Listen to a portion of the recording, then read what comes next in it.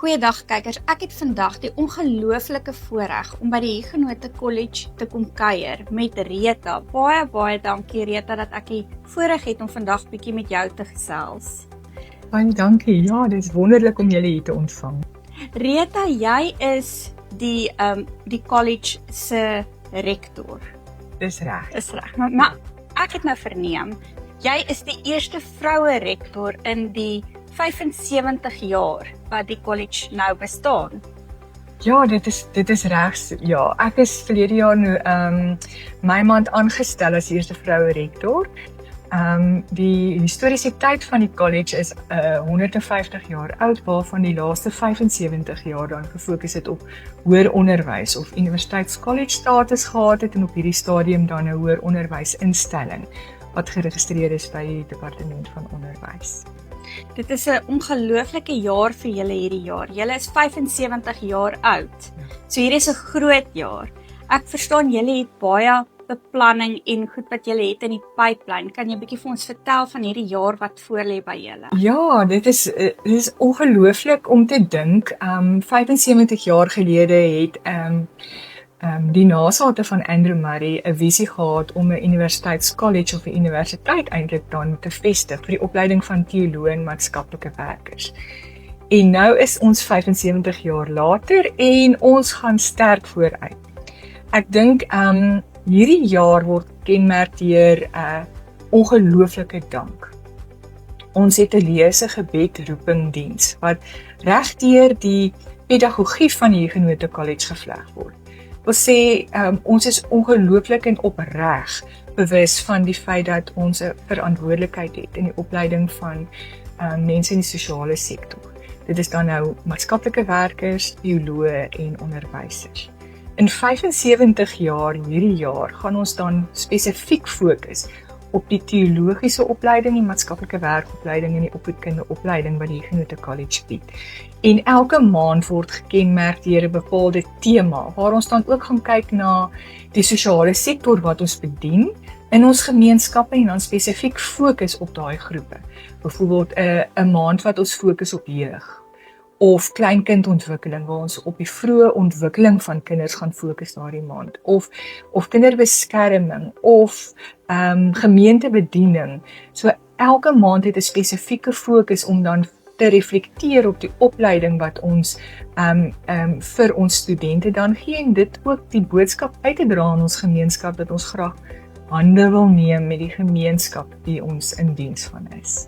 Dit is verskriklik belangrik die tipe opleiding wat jy hier doen. Ek dink dit is een van die belangrikste tipe kursusse wat jy kan doen. As jy kyk na maatskaplike werkers, het ons land dit nie nodig nie. Daar's soveel nood in ons land. Sê vir my, in die college tans, hoeveel studente het julle? In totaliteit in ons teologie en maatskaplike werkopleiding en ons vroeë kindopleiding het ons net vir onder 1000 studente, waarvan 'n groot komponent van ons studente dan aanlyn studente is, ons teologie studente. Ons het 'n kerklik geakkrediteerde program in teologie waar studente dan aanlyn studeer en dan ons BTH graad wat aanlyn is. Ons is eintlik baie nuut in die opleiding van teologie studente op die nuwe kurrikulum en dan ook 'n 400 plus studente in maatskaplike werk en nagenoeg 80 studente in vroeë kinderontwikkeling. So dit is 'n klein intieme opleidingsinstelling. Ons roem daarop dat ons spesifiek fokus op studente wat nodig het om tuis te voel in 'n plattelandse omgewing. Ons is in die wynlande. Dis mooi, dis so mooi. Dit is in die Boland, ons is hier tussen die berge. Dis bietjie warm in Februarie hier, maar daarvoor is hier genoeg swembaddens en studente het mos maar allerlei maniere om koel te bly. En ek dink ook vir studente wat nog daai 1-tot-1 verhouding met 'n opleidingsinstelling soek, is die Huguenot College 'n baie goeie adres. Uiteraard die opleiding is diensgeoriënteerd. So ons werk binne die sosiale sektor. Okay. Ons het ook vroeër bietjie gesels, daar's nie 'n spesifieke ouderdom nie. As jy nou 40 is en jy besluit, luister, dit wat ek doen is nie meer my passie nie, dan is daar nog steeds spasie hier by die college, jy kan hulle akkommodeer. Inteendeel, ek dink dikwels wanneer 'n mens na beroepe in die sosiale sektor kyk, en dit sluit nou selfs verpleegkunde in en onderwys en die beroepe wat diens lewer in gemeenskappe, is dit ons tweede beroep, studente, wat partykeer sterker deurkom. Dis 'n ou wat uit 'n korporatiewe omgewing kom en sê, ek het nog 10 jaar oor en ek wil iets terugvoeg in my gemeenskap en dan inskryf vir 'n kursus en dan 'n kursus doen hier. Maar ook die matrikulant wat voel, ek weet dit is my roeping. Ek is geroep om teologie te gaan studeer, of ek is geroep om maatskaplike werk te gaan studeer, of ek is geroep om dit in die onderwys in te tree. Uiteraard, enige ouderdom is welkom. Die voorvereistes is soos enige ander universiteit of hoër onderwysinstelling, mens moet 'n B-graad toelating hê om te kan inkom. Ons het wel oorbruggingskursusse in erkenning van vorige leer en studente veral in kleinkindontwikkeling of vroegkindontwikkeling in die sogenaamde ECD spektrum kan met 'n NKR vlak 4 of 'n NKR vlak 3 wat 'n diploma status het, wel ook aansoek doen en dan kan ons hulle oorbrugging graad kwalifikasies later van tyd. So ek dink ons wil graag 'n ekosisteem van opleiding vir ons studente vestig, waar 'n ou kan kom en sê, maar ek wil hier begin, ek het nie noodwendig die agtergrond of kwalifikasie nie, maar help my om dan my droomberoep dan te bereik.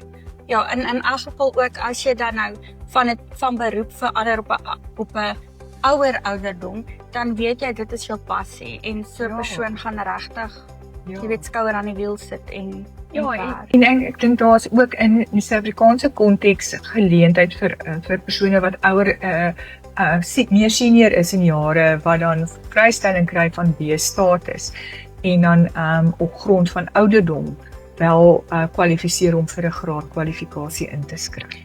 As ek jou so mag vra, wat is daai ouderdom wat jy kwalifiseer? Ek praat onder korreksie, maar ek dink is 45. Is dit? Dit was altyd 23, maar ek dink hulle het dit opgeskryf van 45. So enige persoon wat ouer as 45 is, kan inskryf vir 'n graad kwalifikasie. Dis 'n erkenning van vorige leer. Uiteraard moet so 'n persoon 'n portefeulje indien, maar daai word dan duidelik geassesseer volgens riglyne wat die kwalifikasie autoriteit van Suid-Afrika vir ons gee. En so 'n persoon kan dan inskryf en 'n droom verwesenlik. Ja. Ek en jy het nou so 'n bietjie gesels oor hierdie ongelooflike gebou van julle. Dit is absoluut, dit is nie hierdie blok mass-produced, as jy dit so kan sê, gebou nie. Dit is 'n historiese gebou. Vertel 'n bietjie vir my van die gebou.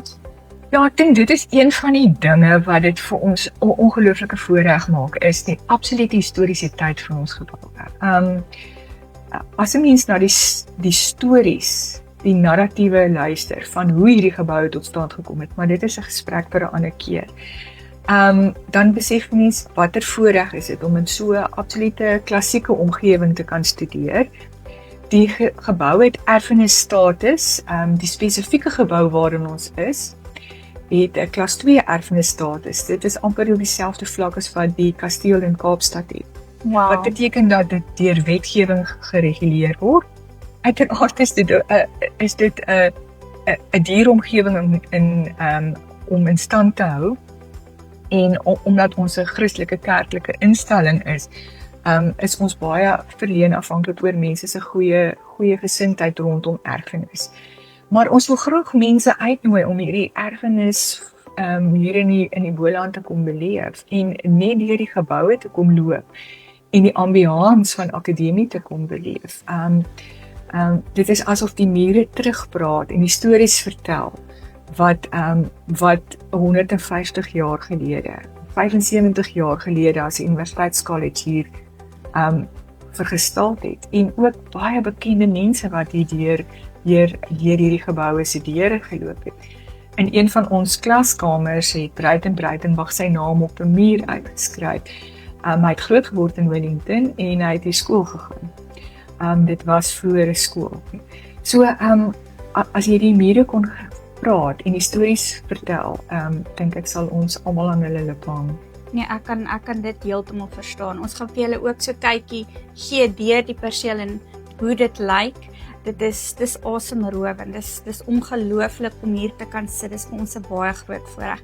Vertel vir my, Rita, is daar 'n uitstaan student wat na julle toe teruggekom het of uitblink waar julle so groot verskil gemaak het in die tyd wat hulle hier is wat vir jou uitstaan? Wat jy vir ons kan vertel? Ek dink daar's nie 'n spesifieke student wat ek by naam wil uitlig nie. Ek dink wat vir my belangrik is om die stories van studente wat uit omgewings uitkom waar hulle nood sien en beleef in hulle elke dag. En as 'n eerste jaar hier begin studeer, waar hulle onseker is, nie weet hoe hulle hierdie graad gaan klaarmaak nie, want hulle kom uit finansiële omgewings waar hulle nie ondersteun word nie. Dis 'n privaat instelling, so geen student hier kry 'n NSFAS beurs van die regering af nie, waar die stories jou aan die hart gryp. Dis studente wat partykeer 2-3 jaar spaar om 'n registrasiegeld te kom betaal om hier te kom studeer. En dan met moeite deur hierdie 4 jaar vir maatskaplike werk, 2 jaar vir onderwys, 3 jaar vir teologie worstel. En 'n ongelooflike getuienis van veerkragtigheid uitdra in die gemeenskap. En dikwels teruggaan na die gemeenskap toe waar hulle van uitkom. En ek dink dit is vir ons die verhale van sukses, is waar ons 'n student oplei wat 'n hart het om terug te gaan in 'n gebroke Suid-Afrikaanse gemeenskap en 'n verskil te gaan maak waar hulle dan voel hulle waarde kan toevoeg. Ja, ek dink ek het vanoggend met ons SR-voorsitter gepraat. Sy was hier op die trap net vir my gesê, as sy net besef wat so groot sprong daar tussen 'n 3de jaar en 'n 4de jaar student is. Hoe sy as eerstejaars student gedink het die wêreld in haar voete en in haar 3de jaar net besef het sy weet niks, maar gevoel het hoe sy so gegroei het om nugter te kyk na die wêreld, is dit 'n ongelooflike verhaal op sy eie. So ek dink dit is 'n emosionele groeiproses vir ons studente. Dis nie net 'n leerproses. Ja, en dit kan nie maklik wees nie. Nee, dit is nie. Dit kan nie maklik wees nie. Dit is nie. Rita sê vir my, sou een van ons kykers dalk wil inspring en iemand wil help of wil bystaan om die geleentheid moontlik te maak en ons land te versterk, hoe kan hulle help? Dit sal uiteraard wonderlik wees. Daar's verskeie maniere hoe persone studente kan ondersteun of die instelling kan ondersteun.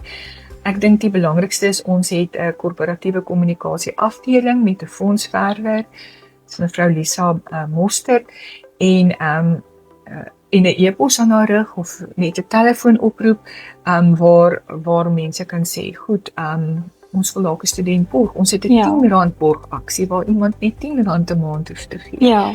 Of om betrokke te raak in een van die prosesse of projekte wat die Genote College het in die gemeenskappe, of om betrokke te raak van die erfenis van hierdie instelling. Dink ek is 'n stoppunt om by ons fondswerwing of korporatiewe kommunikasie afdeling aan te stop.